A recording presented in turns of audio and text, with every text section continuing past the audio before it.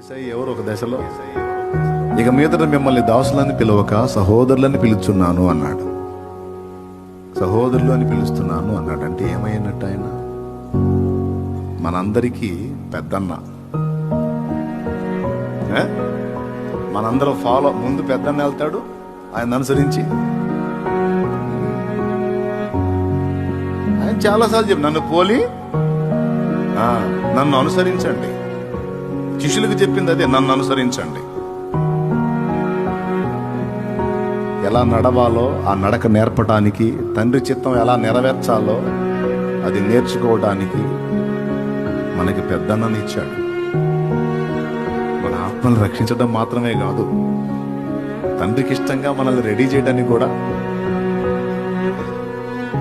మన పెద్దన్న మనకు అనుగ్రహించబడ్డాడు. ఎవరా అన్నా